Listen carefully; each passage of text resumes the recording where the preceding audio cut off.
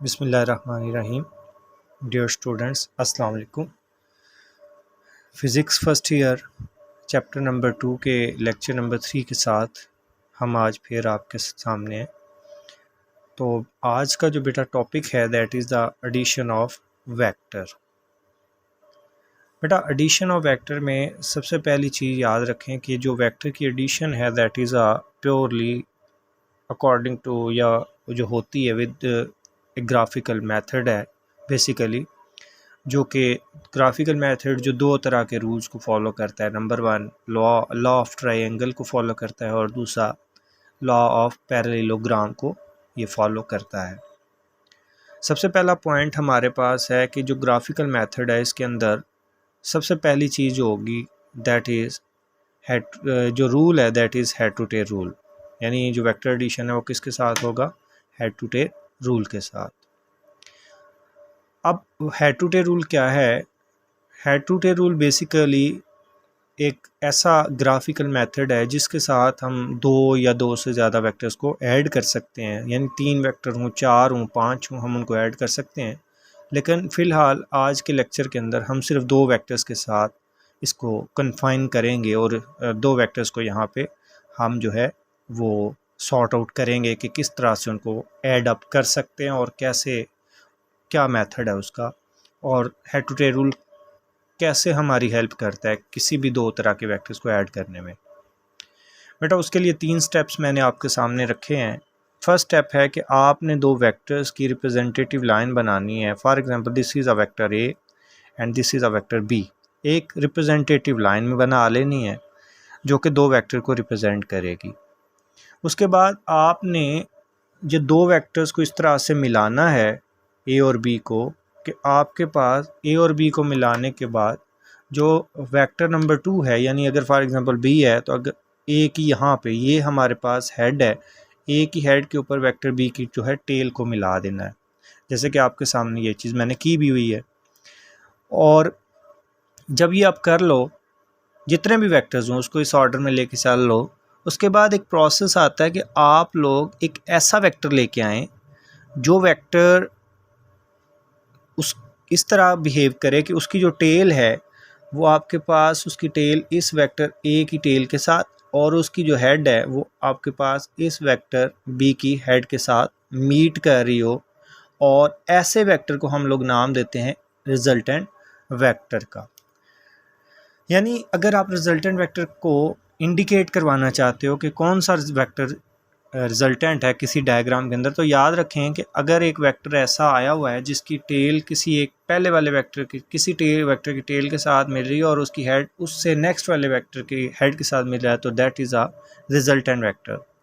और रिजल्टेंट का जवाब तभी ज़ीरो के अलावा या नल वेक्टर के अलावा होता है कि अगर उसकी टेल पहले वाले की टेल के साथ और हेड आखिरी वाले की हेड के साथ मिल रहा हो। तो अगर उसकी टेल पहले वाले की टेल के साथ नहीं है बल्कि उसकी जो टेल है वो आखिरी वाले की हेड के साथ है और जो उसका हेड है वो पहले वाले की टेल के साथ है, तो इस तरह के वेक्टर जो है वो एक क्लोज फिगर बना देता है, जैसे हमने आगे ये डिस्क्राइब करना है। तो जब आप इस तरह से वेक्टर्स को जोड़ लेते हैं तो ये जो सबसे लास्ट में हमने वेक्टर जॉइंट करवाया है that vector is called as resultant vector. ठीक है जी, एक ये वाला मैंने पॉइंट लिखा हुआ है, एक यहाँ पे मैंने आपको डायग्राम से दोबारा एलैबोरेट करवा दिया। अच्छा, अब आपके ज़हन में सवाल ये होना चाहिए कि अगर हम वेक्टर बी को पहला वेक्टर मान लें, वेक्टर ए को दूसरा वेक्टर, तो क्या फिर भी रिजल्टेंट इस तरह से ही आएगा? तो बेटा देखें, वेक्टर बी है हमारे पास, वो पहला वेक्टर, उसकी हेड के ऊपर दूसरे की टेल ले लें और रिजल्टेंट आपके पास फिर वही होगा जिस तरह से मैंने बताया कि उसकी रिजल्टेंट की टेल पहले की टेल के साथ और हेड आखिरी की हेड के साथ होना चाहिए।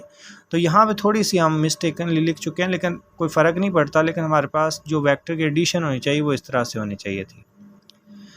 तो अगर आप इन 2 डायग्राम से देखें तो हमारे दोनों के आंसर ऑलमोस्ट, प्रोसेस चेंज नहीं किया हमने, हमारे पास दोनों के जो मेथड्स हैं वो सेम आ रहे हैं, दोनों के रिजल्ट्स हमारे पास सेम आ रहे हैं।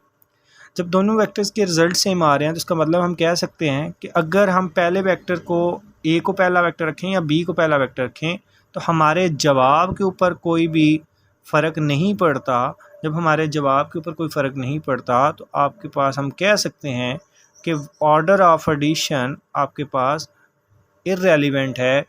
ऑर्डर जिस तरह से मर्जी दो वेक्टर्स को रख लो, उसका जो ऑर्डर है वो चेंज नहीं आएगा, बल्कि r is equal to a plus B आएगा या b प्लस a आएगा, दोनों का मतलब सेम है। तो आपके पास आप कह सकते हो कि ये जो प्रॉपर्टी वेक्टर एडिशन ने फॉलो की है, this property is known as commutative property. ठीक होगी बात। अब दूसरे नंबर पे जो वेक्टर एडिशन है वो बेसिकली फॉलो करती है लॉ ऑफ पैरेललोग्राम को। अब लॉ ऑफ पैरेललोग्राम क्या होती है? तो बेटा लॉ ऑफ पैरेललोग्राम को समझने के लिए आपको ये बात पता होनी चाहिए कि ये मैथमेटिक्स के अंदर एक पूरा प्रूव है इसका, लेकिन यहाँ पे हम प्रूव नहीं करना जा रहे, लेकिन सिर्फ हम एक बात ध्यान में रखेंगे कि लॉ ऑफ पैरेललोग्राम है क्या। तो बेटा याद रखिएगा कि अगर हमारे पास ये वेक्टर ए हो,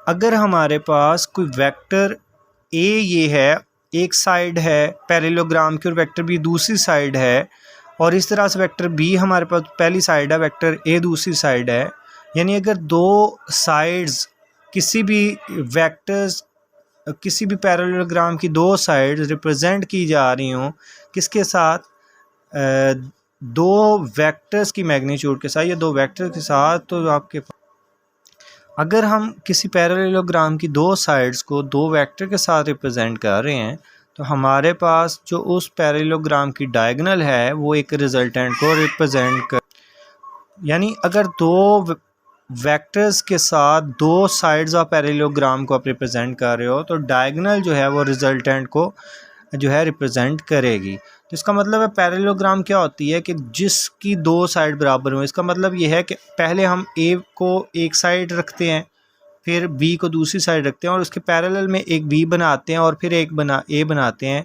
तो अगर आप गौर से देखें तो नीचे वाली डायग्राम को देखें तो ये ए है, ये बी है, और इसका जो रिजल्टेंट है वो आपके पास ए प्लस बी है। इसी तरह से ऊपर वाली में देखें बी इंटू ए है तो आपके पास R is equal to B plus A आ जाएगा। That is the law of parallelogram. अब इसका मतलब है अगर आप इस डायग्राम से देखें तो आपको डायग्राम के ऊपर वाले हिस्से में वेक्टर एडिशन करके बी प्लस ए मिल रहा है और नीचे वाले हिस्से में आपको वेक्टर एडिशन करके ए प्लस में बी मिल रहा है। तो यहाँ से भी आपके जहन में ये बात आ जानी चाहिए कि यहाँ पे भी हमारे पास कम्यूटेटिव प्रॉपर्टी जो है वो रिप्रेजेंट हो रही है। अब देखें अगर हमारे पास किसी दो वेक्टर्स को ए को इस तरह से बनाएं, उसकी हेड के ऊपर बी की टेल रख के आप वेक्टर्स को इस तरह से जॉइंट करवा लें कि आपके पास वेक्टर जो तीसरा है उसकी टेल दूसरे की हेड के ऊपर और उसका हेड जो है पहले की टेल के साथ हो, तो अगर आप इस केस में देखें तो आपके पास इसका जवाब ज़ीरो आना चाहिए, इसका जवाब आपके पास नल वेक्टर आना चाहिए। बिकॉज इसलिए कि आपके पास यहाँ पे फिगर क्लोज हो चुकी है, यहाँ पे आपको कुछ नहीं मिला, जहाँ से आपने स्टार्ट किया था उसी एंड के ऊपर आप वापस आ गए हैं। तो इसका मतलब है कि आपके पास आज के लेक्चर के अंदर हम सिर्फ वेक्टर एडिशन के ऊपर फोकस कर रहे हैं।